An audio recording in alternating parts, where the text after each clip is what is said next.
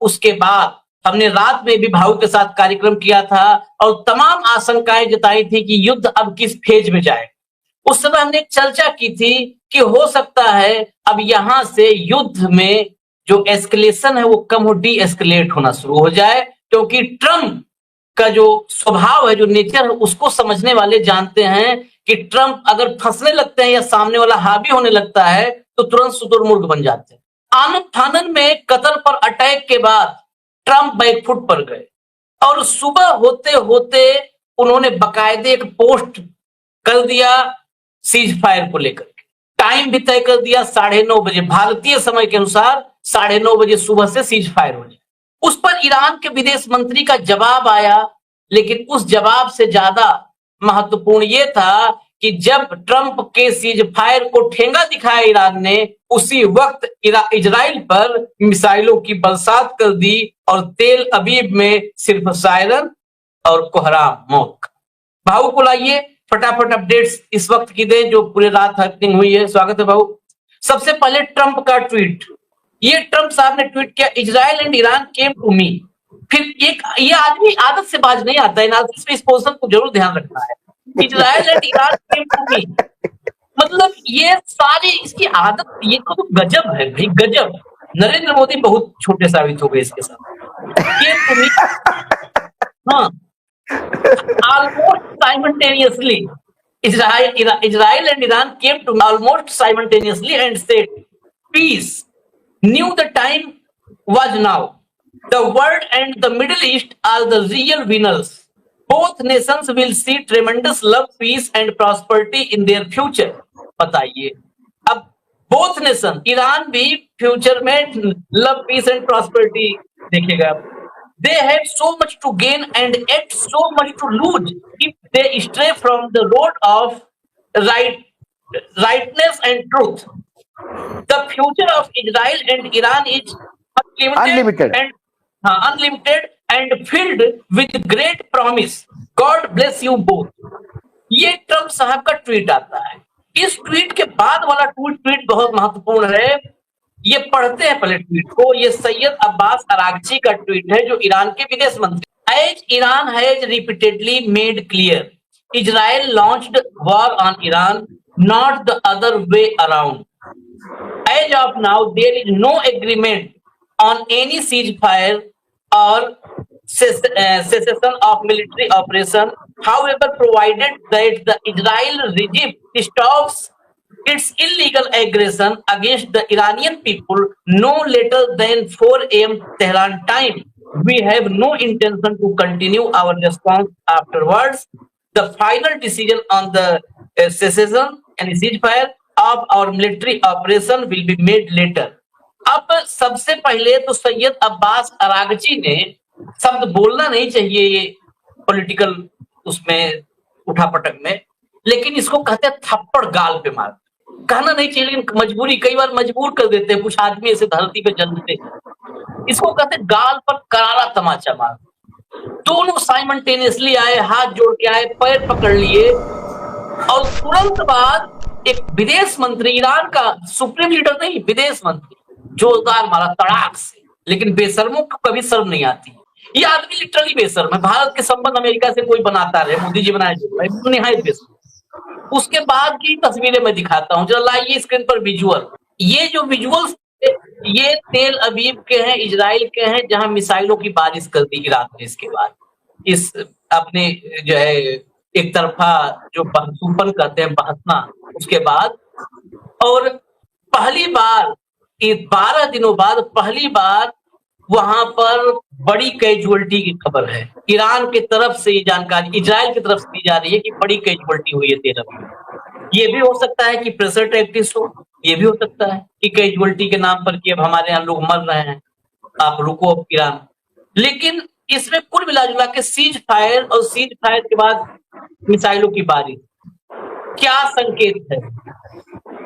देखिए, ये पहली बात नहीं है। इसके पहले भी जब उन्होंने कहा था कि इजराइल मेरे दरवाजे पे आया, तब ये ईरान मेरे दरवाजे पे आया, तब भी ट्रंप ने ये कहा था कि ईरान मेरे दरवाजे पे आए हैं सीज फायर के लिए। तब भी ईरानियन सरकार ने बड़ा क्लियर किया था कि हम किसी के दरवाजे पे नहीं गए। ईरान सरकार बार बार सीज फायर की बात नहीं करता। आशीष, मैं फिर कह रहा हूं आपको, शायद दर्शकों को लगेगा बहुत रिपीटेशन हो रहा है, लेकिन भारत पाक की स्थिति में भी हमने ये कहा था कि सीज फायर जैसी कोई चीज हो नहीं सकती। आक्रांता पाकिस्तान है। पाकिस्तान ने हमारे यहाँ आतंकी हमला करवाया, हमने उनके आतंकियों के ठिकानों को नष्ट किए, रिटेलिएशन। पाकिस्तान चुप रहता, उसके बाद कोई एस्केलेट नहीं होता। पाकिस्तान ने हमारे मिलिट्री एस्टेब्लिशमेंट अटैक किया, हमने उनके एस्टेब्लिशमेंट अटैक किए, ये चलता रहा। इसमें पाकिस्तान को अटैक बंद करने हैं, भारत बंद कर देगा, सीधी बात थी। इसमें सीज फायर वाली गुड़ी गिराने वाली बात ही नहीं थी, ना फोन करने की जरूरत थी। आज इजराइल यही कह रहा है कि भाई आक्रमण किसने शुरू किया, किस बात की सीज फायर? आक्रमण इजराइल ने शुरू किया, हम जवाब दे रहे हैं। इजराइल आक्रमण करना बंद कर देंगे, हम देखेंगे कुछ घंटे। इजराइल शांत है तो हम भी शांत रहेंगे, ऑटोमेटिक वॉर रुक जाएगा। इसमें कोई रॉकेट साइंस है ही नहीं, क्योंकि ये युद्ध की शुरुआत किसने की? भारत पाकिस्तान में युद्ध की, और जहां लोकतंत्र है वहां जवाबदेही है, सरकार को जवाबदेही देनी पड़ती है।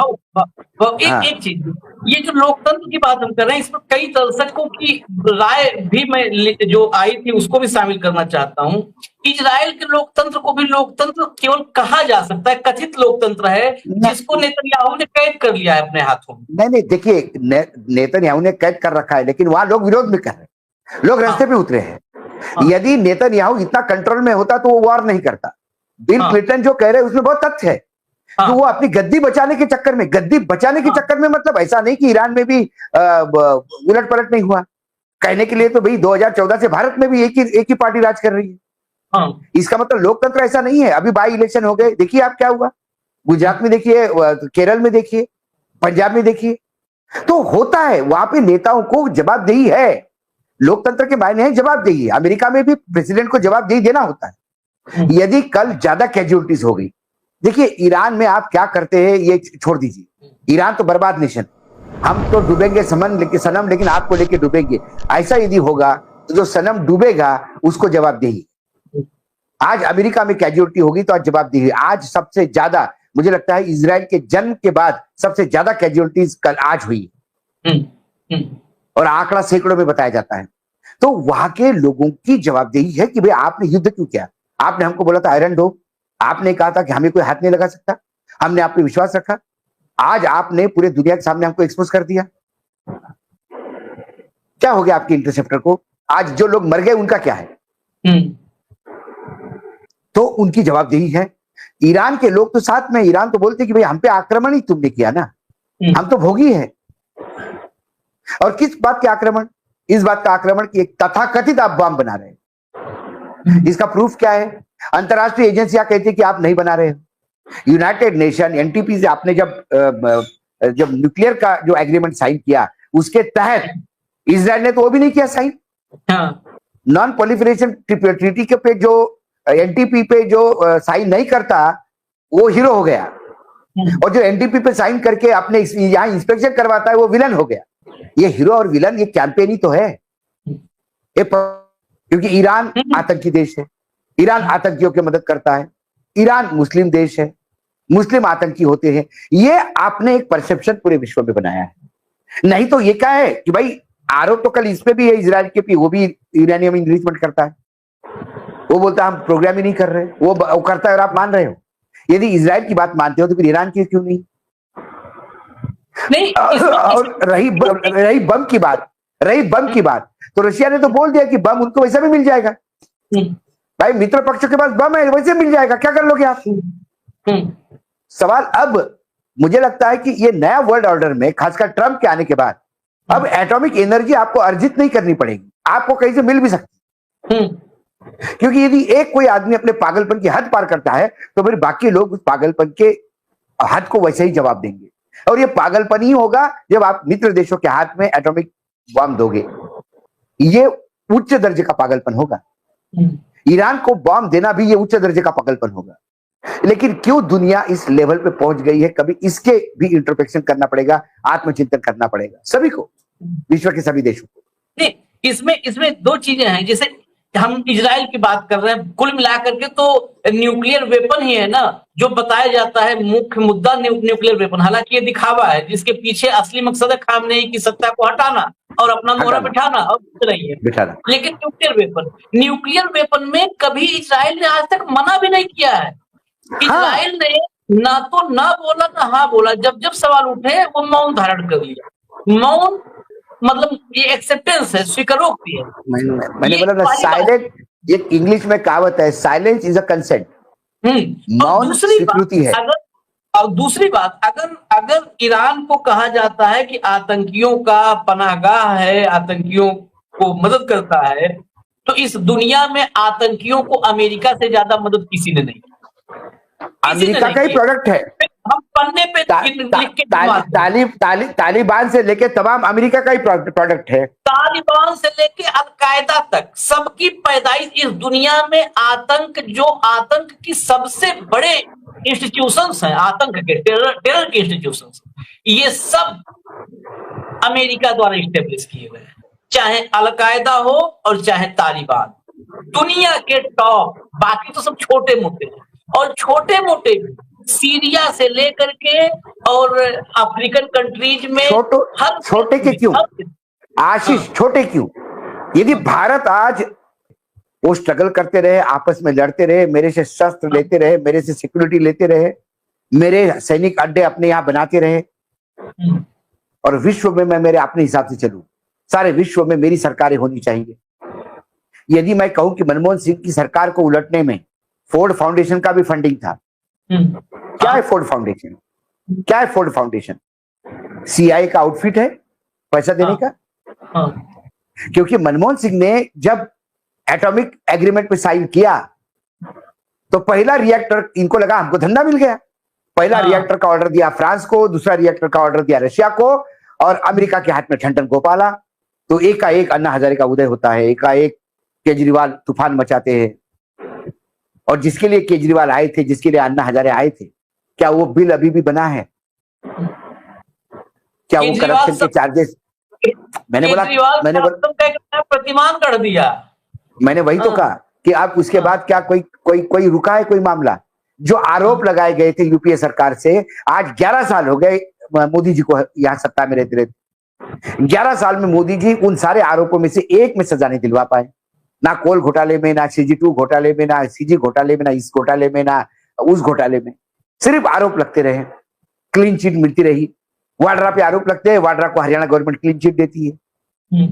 तो ये हुआ क्या? ये सिस्टमैटिकली एक सरकार को अनस्टेबल करने का विदेशी एक मूवमेंट था, जो हमारे यहाँ राजनीतिज्ञों ने भुलाया उसको। और वो हमेशा ऐसा ही करता है, जो सत्ता पक्ष उनका साथ नहीं देता वहां विपक्ष को बिठाता है। नहीं चलते हैं। हालांकि आपने बहुत बड़ा एक क्लू दे दिया, बहुत बड़ा क्लू ये दिया कि अक्सर भाजपा और मोदी जी, ये 2014 के बाद, ये शब्द शायद पहले नहीं, आप तो और पहले से देख रहे हैं, जब से मैं 25 साल से देख रहा, ये शब्द का इस्तेमाल